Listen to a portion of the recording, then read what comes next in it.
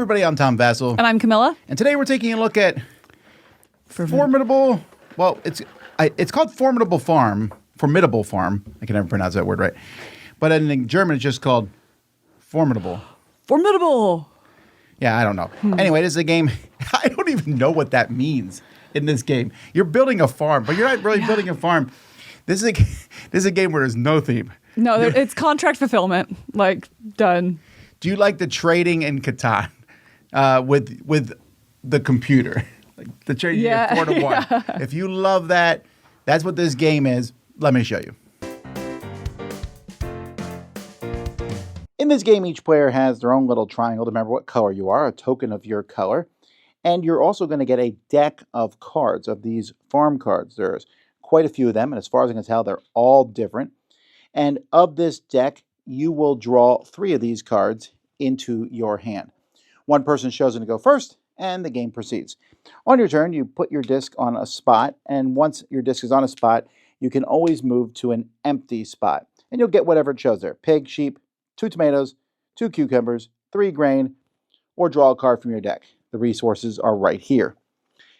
You then can fulfill up to 3 cards. So let's say, for example, I have 2 tomatoes. I can spend these 2 tomatoes. This lets me move my disc and get whatever I move my disc to, and I completed this card. I also, there's cards out here. These don't help me get rid of my cards faster, but maybe I need the reward. So let's say I'm blue. I move here, get a pig. I use the pig to take 2 tomatoes. Then I can play this card from my hand. 2 tomatoes to draw another card from my deck. Like I said, you can complete 3 cards, whether they're from the face-up ones or from the ones in your pile. As you complete cards, you keep them to the side because you can spend completed cards to do actions, to not move your disc and just take the action you're on, to move your disc on top of someone else, to draw another card, or take a wild resource. And like I said, there's all sorts of things. Trade 2 cucumbers for 3 wheat, a sheep for a pig.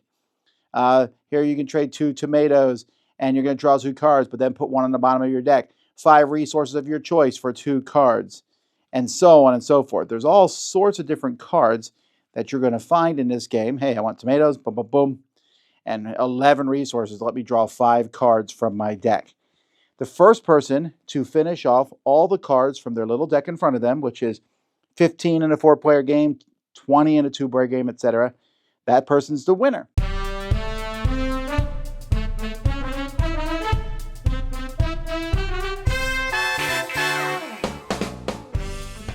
For looks, it's okay. It's nostalgic. It is not one that's going to grab you, but I do find it to have a heartwarming look. Now, do I like the look? Not necessarily, but I had it on my top 10. It wasn't art. I didn't do one of my top 10s of the year, and I said it just warms you. Like, this is a game that my grandma would have on her shelf. And when I would go over there, I'd be like, oh, that's cute. That's a grandma game. And I'd play it. So it is kind of nostalgic to me, this art style. He's definitely using the components from other games. The cucumbers are from his 5 cucumbers game. Because there's also no reason that the apples are as big as they are compared to the rest of everything. Oh, they're apples. Are they apples? Oh, they're tomatoes. They are tomatoes, sorry. Yeah, okay.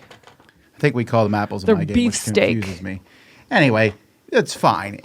There's nothing. You're not going to open this up and say table presents. No. Here's another thing you're not going to say about the game, in my opinion. You're not going to say strategy.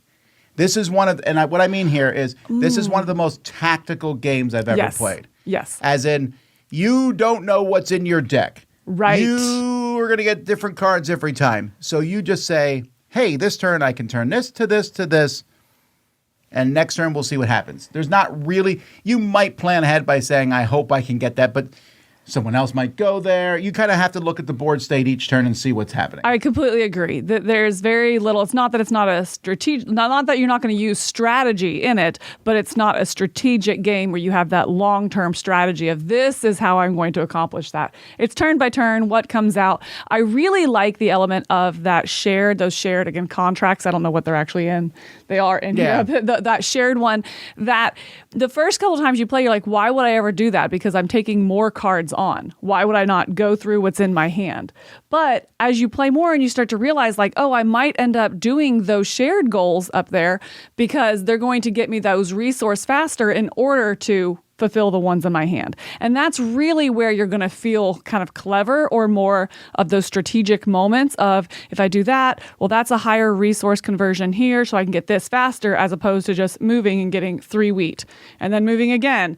And then moving again, so you're able to, I guess, kind of combo it together with their shared goals up there in order to go through your deck. And I think that feels clever, but not necessarily strategic, like you're saying. It's not going to be a long-term strategy. Well, also getting those cards allows you to spend them to do things. Yes, yeah, absolutely. The game is very lucky in some aspects. I'm not saying the game's all luck, but you don't know what cards you're going to draw.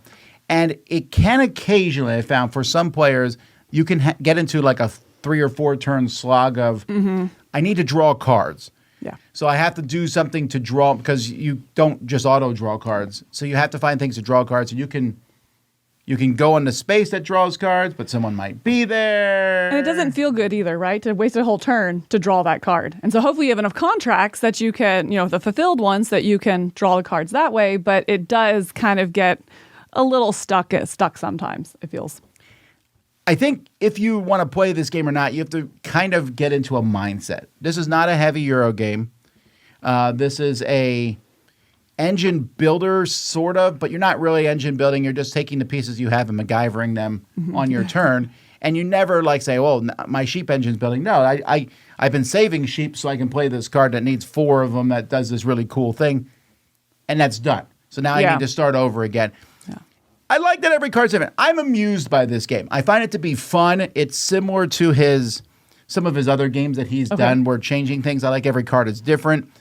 I can't ever see like a World Series thing around this, because I think you could lose this game and not have played badly. Yes, I think that there is a significant luck factor in it, and you don't know what that luck factor is because you don't know the state of your deck. Yeah, But I don't think that's necessarily a bad thing. If you like changing a resource and other resources and doing things and completing tasks, this game is going to be one that is fun. Right. Because I'm like, every turn I'm doing cool stuff. Usually. Sometimes there might be a turn where I need some resources, but turns are also so quick. They're very quick, yes. They have a limit of 3 cards, which is good, because sometimes if someone does get uber lucky and they're like, I can keep going.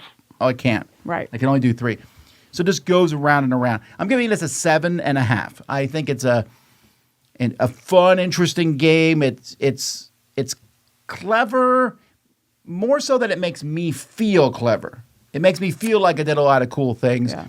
And if I don't take it that seriously, I don't think it's short enough to be what we would consider a filler type game. What does it say in the box anyway? It probably doesn't say. There it is. 30 minutes. 30 minutes? It's a little longer than 30 minutes. It's 4 players. It's going to be 2 player though. You can 2 player. It's 20 to 25 minutes. Yeah. Yeah. Which might be the best way to play it, actually. I really enjoy it 2 players. The lower player counts. But I like it. Yeah. What about you? I was very surprised at how much I like this game. I'm coming in at an 8 on this. I find it to be clever, like you were saying. You just feel clever. I think you don't get bored with the cards either, because there's so much variability in the cards. You don't know what is in your deck. As you pull it in your hand, you're looking for those combos. I mean, there's one card, for example, that wants to be the 3rd one that you fulfill on your turn. And if so, you get this added bonus. And so you're really kind of puzzling together your turn without it feeling overwhelming or like a slog of a game. It's very quick. It plays quick. I do think that the luck factor is high enough in this. Like you said, it's not quite a filler game. I put it more in like that weeknight category. Yeah. Because you're going to feel clever without having to exert yourself too much. Almost lunchtime, maybe. Yeah, even maybe lunchtime game. Yeah, really enjoy it. It surprised me because I'm not super drawn to the look, and I enjoy resource conversion as a part of the game, but not like a resource conversion game. So I was really surprised at how well this worked for me mentally and how much I've been enjoying it. Well, so it's an 8. Controversy. Oh. Tell us where this ranks amongst all the Friedman Freeze games. Oh, probably number 2. No, probably number 1, because I've only played 2. So Better than Power Grid. That's what Camilla said. Yes, the other one I played. I like this better. Right. Well, there you go. That's Formidable Farm. Hey. I'm Tom. I'm Camilla. We'll see you next time. And we want to say real quick a thank you to some of our backers. We want to say thank you to Gideon and Daniel from sunny Leiden, the Netherlands, to Jonas as Dusseldorf, and the Woolrich family, Julep, Peregrine, Emily, and Nathan. Peregrine, what a fantastic name. And thank you all for watching.